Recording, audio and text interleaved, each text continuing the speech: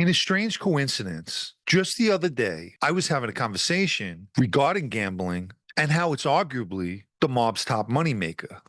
And just a few days ago, there's a major gambling bust with over 30 people arrested. And this was in regard to two separate but related sports betting and illegal gambling rings. FBI Director Kash Patel called the bust an historical arrest, one involving NBA players, current and former, and the coach, as well as the mob. One of the indictments involves an inside sports betting conspiracy. The second involves a nationwide scheme to rig illegal poker games, all of which were backed by the Gambino, Genovese, Bonanno, and Lucchese families.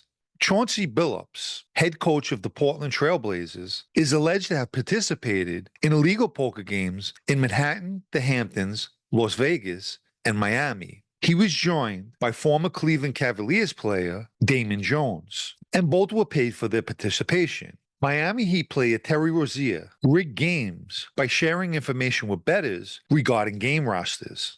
In March of 2023, he even faked an injury to benefit the betting ring.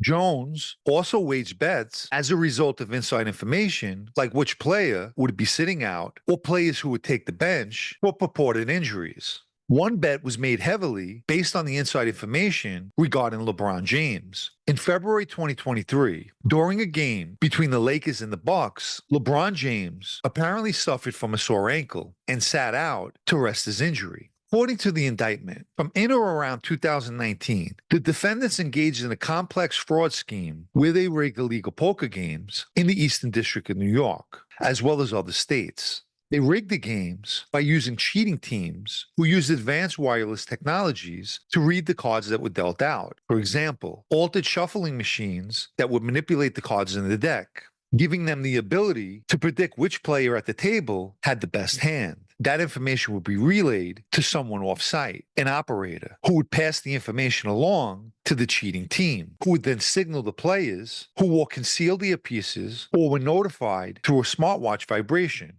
They also used hidden cameras and, at times, special contact lenses or eyeglasses that would identify pre-marked cards. And moreover, they had x-ray card tables that would display the face-down cards. The mob, which included the Genovese, Gambino, Bonanno, and Lucchese families, as I previously mentioned, would host high-stake poker games, inviting wealthy people, and as an enticement to play, and to cover that the games were on the up and up, they'd have professional athletes participate in these games. Poker players naturally enjoy playing poker, but to play in a game alongside an NBA player or coach makes the game that much more appealing. The planted athletes were referred to as face cards and would receive a cut of the criminal earnings in exchange for their participation. In this case, Billups and Jones were known face cards. Members and associates of the Bonanno, Gambino, and Genovese families used threats of intimidation to ensure payments of debts were collected for the illegal games. Payments were made in cash, cryptocurrency, or sometimes property, which would all be laundered more often than not through shell companies. The charges include wire fraud conspiracy, operation of an illegal gambling business, money laundering, extortion, and robbery. Some of the more known names of organized crime involved in this case are as followed. Ernie Aiello, who held an acting position in the Bonanno administration. As I mentioned in previous videos, Aiello was one of the key instigators when the Bonanno stormed the Lucchese's Bronx Social Club in 2012. Matthew Dedino, a newly inducted member of the Genovese family. Joe Lani, a Gambino captain who just pled guilty last week in a separate case and faces between 6 to 8 years. Lee Fama, also a Gambino member. Angelo Ruggiero Jr., a Gambino member and the son of Angelo Quack Quack Ruggiero. I've personally met Lani, Fama, and Ruggiero as members of that life. Also arrested with them was Gambino associate Nicholas Minucci, who was convicted years ago in 2005 for a racial crime.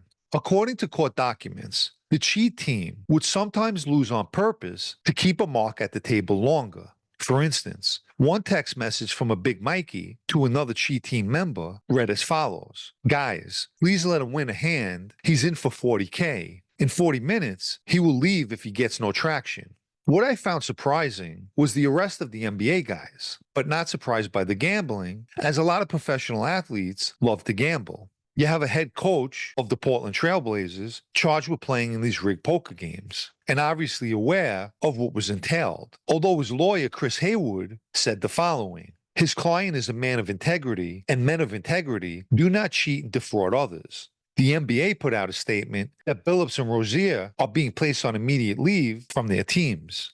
It's one thing for the mob to take risks, but these NBA guys were highly respected athletes who essentially tossed their careers in the garbage. According to the indictment, over $7 million was taken from unsuspected gamblers, or fish as they were referred to. One guy lost $1.8 million in one of these rigged games. So here's a good question. How much do you think the NBA guys were given as their cut? The answer is not nearly enough to throw their careers away. You have to admit, the mob stepped up their game, so to speak, to get that advantage. The rigged setup allowed for a continuous flow of analysis and communication, which effectively turned a live poker game into a cyber-assisted con game. They showed their ability to adapt to digital tools, blurring the lines from traditional street crime and cybercrime. Consequently, federal prosecutors are treating this case as one of the first major prosecutions for cyber-enhanced gambling fraud. As far as I determined, the Lucchese family's involvement is not clearly established in this case as well as the indictment, at least not in the way the other families are. It may be that they were involved in a broader gambling operation that will emerge in a superseding indictment, but who knows? One thing's for certain, the Colombo family had no involvement, and why that is remains unknown. Usually, an indictment with that many defendants, you'll always have one or two people or more who will cooperate, if they aren't already. I happen to be told the name of one of the defendants tied to the Gambino family who's allegedly cooperating, but I won't state that person's name without absolute confirmation. If you haven't liked this video yet, please take the time now and give it a like, as it helps with YouTube's algorithm. Anyone who'd like to show their appreciation for videos like this, or more importantly, help me to continue making them, you can donate with the Super Thanks icon down below or through the PayPal Cash App links in the video's description. Let me quickly mention my blog, also called Sit Down News, especially for those of you who still enjoy reading. The site can be found at sitdownnews.com and is a paid subscription. The losers are the victims, the wealthy individuals, high rollers, who were invited to these private high-stake poker games, lured by the opportunity of playing alongside professional athletes. What they didn't know was everybody else at the game, from the dealers to the players, were in on the scam. Most players lost tens or hundreds of thousands of dollars per game unfairly. One has to think, after the news of the indictment broke, what was going through their minds.